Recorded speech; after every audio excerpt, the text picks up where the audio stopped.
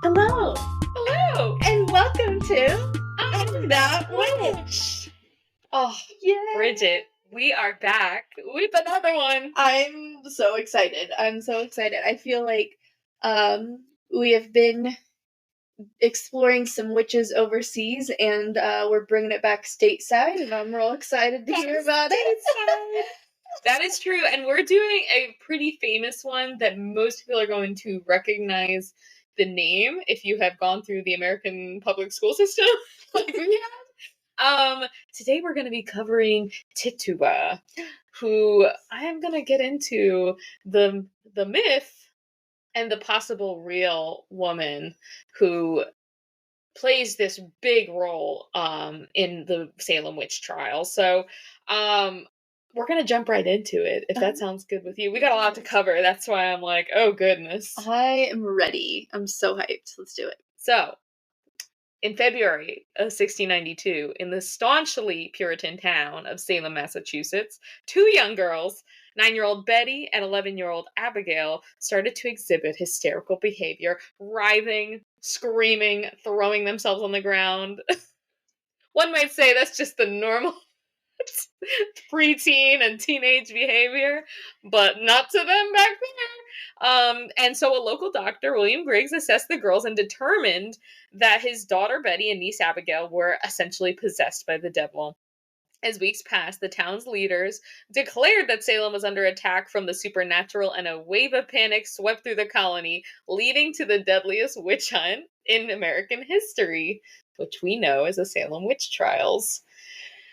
So, Buddy, here we go. we're going to be focusing on this origin story of Betty and Abigail and I was going to say titular character, Tituba. Tituba may be most known by her characterization by Arthur Miller in his play The Crucible, which was really written pretty recently, relatively speaking, in 1952, which portrays Tituba as an undeveloped side character that essentially feeds this racially and culturally biased narrative. So we'll get into it. He portrays Tituba as this crazed voodoo practicing witch who agrees to perform voodoo at the request of the young girl Abigail, having Abigail and other girls dance in the woods before the witch trials began.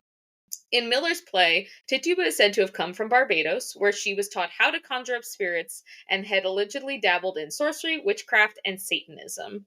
This belief that Tituba led these girls astray has persisted in popular lore, fiction, and nonfiction accounts, but really only appears to be based on vaguely and barely disguised racist ideas and imaginations of authors like Miller and others like Marion Starkey.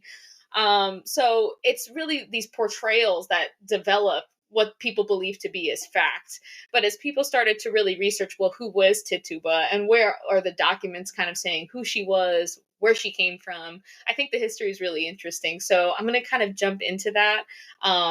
We'll include some of the sources that we used in the show notes, but I'm going to jump right in. So essentially what researchers have come to believe is that Tituba was actually an indigenous enslaved woman who was one of the first accused of witchcraft during the Salem witch trials. The origin story of Tituba is not clearly documented, but historians such as Elaine Breslaw, who is someone we're relying a lot on for her accounts, have gathered through their research that she may have originally been a member of the Arawak-Guyana tribe, which was located in the northeast coast of South America, now Venezuela.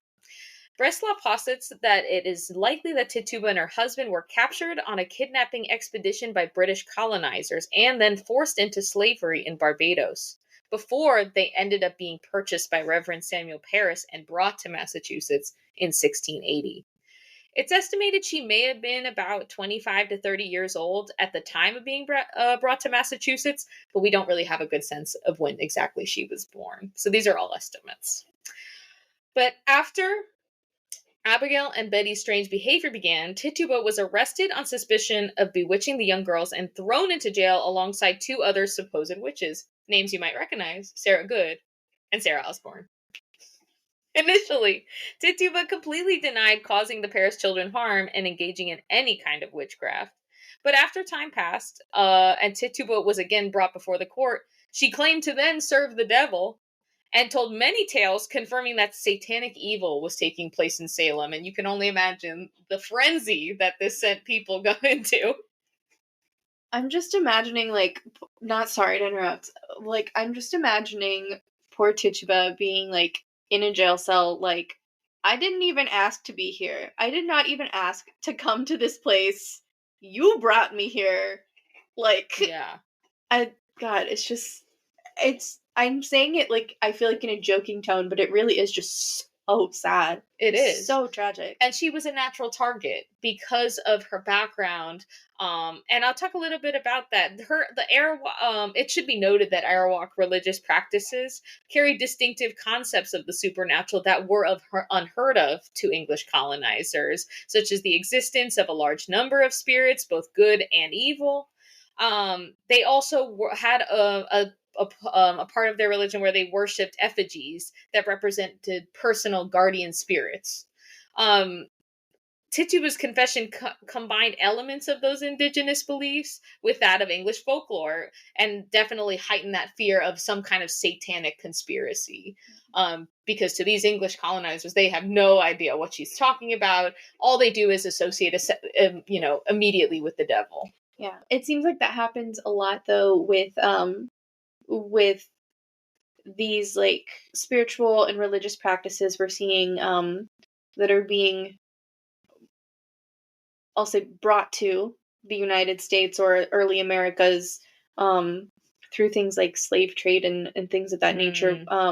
We talked a little bit about it when you brought the story of Marie Laveau, like how a lot of the, like, Loa and things of, like, the Haitian kind of voodoo and, like, hoodoo practices were integrated with, like, Catholic saints and things of that nature. And a lot of those were, like, demonized and, like, labeled as devils by white people who didn't care to understand the spiritual practices of these people that they were enslaving. Yes. So it seems like that's unfortunately a very repetitive cycle we're seeing a lot in our stories. But based on all the researched accounts, Tituba was very smart about how she used this to her own advantage, essentially, at least in the beginning. So Tituba not only used these outlandish accusations to stir confusion among Massachusetts residents, but she also used them to displace the punishment that could have been imposed upon her. By deflecting people's attention,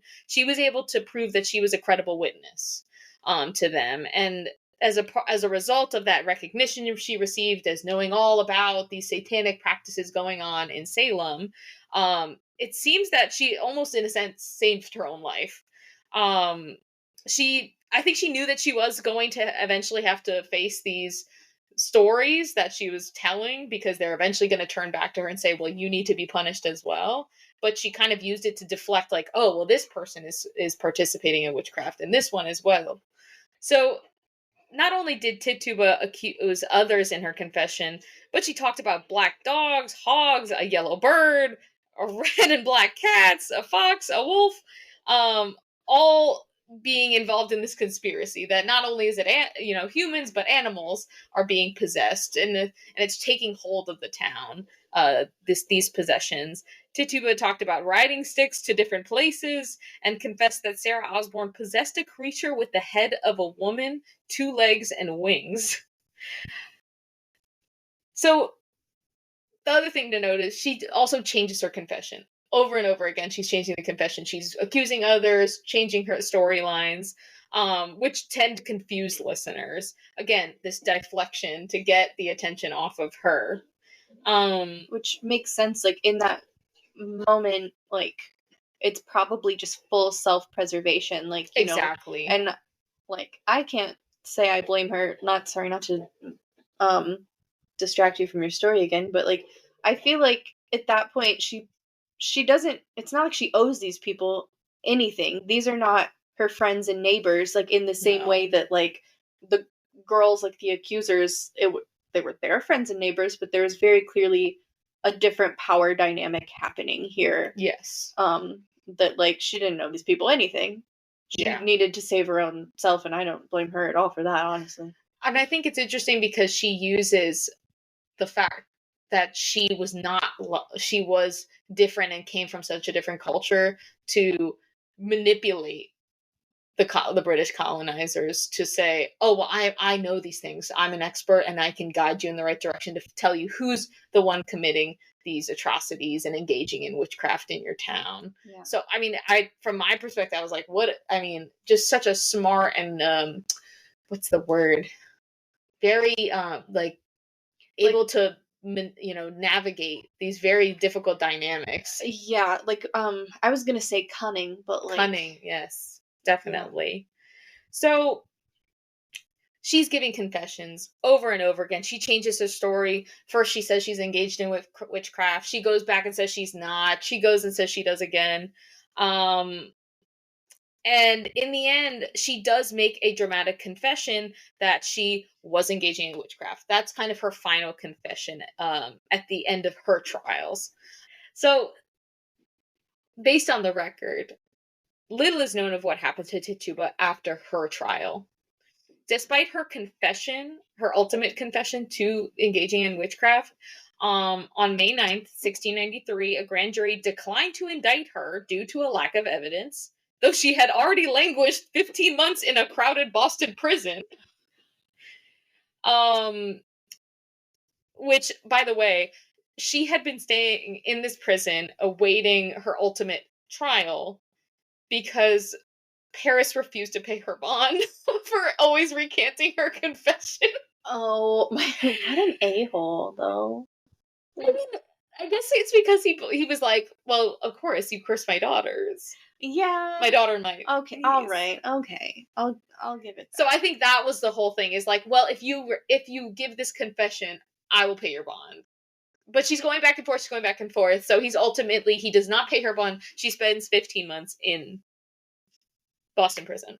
Okay, all right. I see where he's coming from, but I still think he's an a-hole. Yeah. For a lot of reasons, not just that. Yes, exactly, for other reasons. Because he also automatically assumes it is Tituba who has essentially, quote, corrupted these young girls. Also, he's a slave owner, so he's just automatic a-hole. Yes, agreed. But unfortunately, this is where the story does get sad, because although she escapes prosecution and being burned or killed in any way during the Salem witch trials, it's believed she was then sold to an unknown person for the price of the debts she had to Paris, after which she disappears from the historical record. And it really broke my heart to read that when I was researching this, to see her cunning, how brave she was to, go up against the judicial system and these colonizers and almost make it out, and then disappears and is essentially sold back into slavery. So there's an obvious distinction here that we need to make, and that when I was reading the research and articles about Tituba, I like this quote of, unlike other accused white witches who upon confession could be regenerated and reintegrated into the community, Tituba wore the dark skin of reprobation, and that's from Vida Smith Tucker. I just thought it's such an important thing to note, is that even though she was incredibly cunning and brave to have faced these trials and basically narrowly escaped with her life, as we know many did not during the Salem witch trials, she faced so many more obstacles to ever hope of, gaining freedom. Yeah. And so I think that was a really interesting aspect of it. Typically, we hear of these stories of white witches. That's what's kind of portrayed in the media a lot as well, like popular, at least what I've seen of popular media. I think of what's the one what movie am I thinking of? The Three Witches. Hocus Pocus? Hocus Pocus. Yeah. If that's not the one image of witches that people get when they see in their mind, I don't know what is. That's the most popular in my mind. The first recollection that I have of seeing a woman of color as a witch in popular media is The Craft in the 90s. The character Rochelle. Mm-hmm. Which I would love to do a react video to that at some point, because not only was she, I think, like a really interesting like role model probably to like young girls of color who are interested in exploring like metaphysical or like witchcraft kind of things. But the movie also touches on like her experiences with like racism like in their high school and stuff. So I think that that would be an interesting one to react to. But you're right, I think we don't um see a lot of that portrayed in media. And it's interesting, like I'm gonna here we go, Bridget gets political again. The quote that you gave about how these other like white witches who once they had confessed and kind of um I guess like served their penance of some kind, they were able to be reintegrated into society, and she was not able to do so, reminds me honestly a lot of what we see in our modern criminal justice system or our modern legal system. Um, Obviously, it is not always the case across the board, but with specific types of crimes, we do obviously see um, a lot of people being incarcerated that like there are higher numbers of people of color or people who come from certain backgrounds or from like lower income situations. And oftentimes I think that um we see people who have served their time, who have served their quote unquote penance, um that there are some that are allowed to be reformed and some that are not permitted to be considered reformed. And unfortunately, I think what we see is the latter tends to be very, very prevalent with people of color in our country. And you and I see stuff like that every day because that's the field that we work in. We both have that criminal justice background, and that's part of what we do every day. We see that happening where there's just a constant cycle of the same people that we see come through our office and our system all the time, where it's like they were never given the chance to be quote unquote rehabilitated because as soon as they got out, they had that label and they also had quote that look. If you know what I mean? Yeah, exactly. And so it just turns into a cycle where it's like somehow like we get in the cycle of like people of color who have been incarcerated oftentimes especially for crimes that are what I consider preposterous. Cough, cough, marijuana. Yes. Where suddenly, like, they have the label, they have the stigma, and they also have this stigma of being a Black American, and it just turns into an endless cycle of being considered untrustworthy in some way, even though that's not, they've served the same time that their peers have and have gone through the same systems, like the same rehabilitative systems, limited as they may be in the United States. Yeah, as opposed to just a funny example that I don't know why it's popping in my head, but of like Martha Stewart. Yes. Like the fact that she went to prison and also the disparate differences of like where she's going to prison versus a lot of other people. But then her getting out and as far as I'm aware, seeming to have a very successful career after the fact. Yeah. And able to rebuild her life as opposed to, most of the people we've worked with who it's almost near impossible based on the conditions of their release and things like that. It makes it nearly impossible to live a life after incarceration. So such a deep conversation. Yeah. We need to get into that more, but it's interesting to kind of see this very early criminalization and othering of people in British colonized United States, with with especially the Salem witch trials and this beginning of criminalizing essentially where she's with Tituba, it's coming from to indigenous practices, because anything that is other than the puritanical norm needs to be squashed. Yeah. And that's how I think that is important to note, is this othering and thus criminalization of that. Yeah. That anyone who falls outside of what we believe to be the norm and what should be acceptable will be brought to trial. And unfortunately for Tituba, I wish we had more info to know what happened to her in the record. But unfortunately, that's all I have for today. She was a very, much more mysterious woman in terms of we don't have as much documentation. But I thought it was such an important figure to clarify the record on, because so many of us read The Crucible. Yeah. And have this idea of the Salem witch trials probably because of that dang play. Yeah. I have a confession. I have never read The Crucible. No, When really? I was a little kid, though, I had like a strong obsession with. I would get special interests. Shout out to my fellow neurodivergents. And one of them, at one point in my early childhood, was in fact the Salem witch trials. I got every book from the Lenski Children's Center in the Clark County Public Library that I could find on the Salem witch trials, and I just read about them. I would read books and write my own book reports, and I was not required to do so for school. I was a mess, and I make no apologies.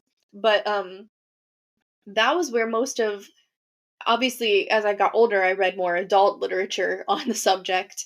But that was like my earliest like recollection of like where I got this information from.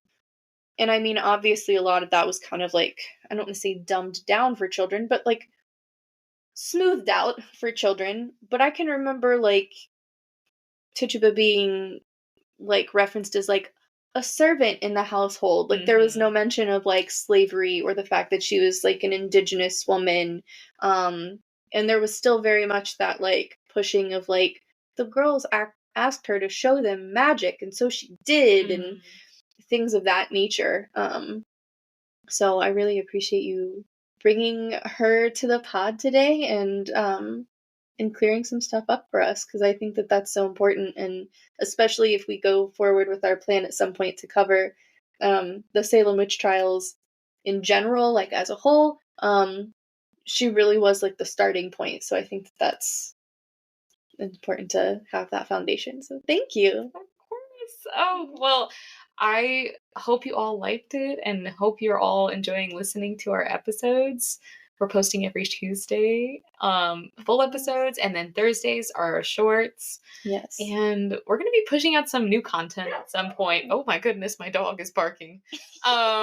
We're going to be pushing out some new content, hopefully in the future. We're planning some little videos, expanding our YouTube footprint potentially. Yes. So keep an eye out for that. Yes. We'll be keeping you updated and in the loop. We're hoping to do some like movie reacts, like to like kind of witchy media, maybe do some interviews with people. And for those of you who may not have heard already through TikTok or through our announcement at the beginning of our Dion Fortune episode, we are also going to be participating in the Grimoire Academy's Psychics and Oddities Expo in Vero Beach, Florida on June 23rd.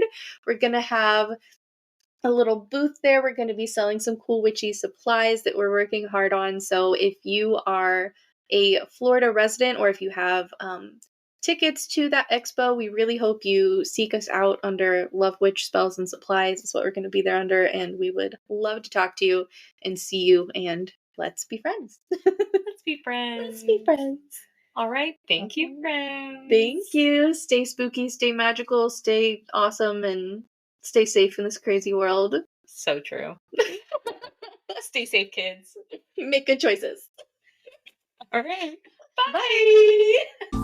I'm That Witch is researched, written, and hosted by Maddy Guerra and Bridgette Golden. Edited by Bridgette Golden. You can find more episodes on Spotify, YouTube, Apple Podcasts, Amazon Music, or wherever you find your podcasts. You can also find us on social media on Instagram at LoveWitchSpells or TikTok at LoveWitchSpells13. Make sure to like and subscribe if you liked what you heard today and want to hear more. Thanks for listening.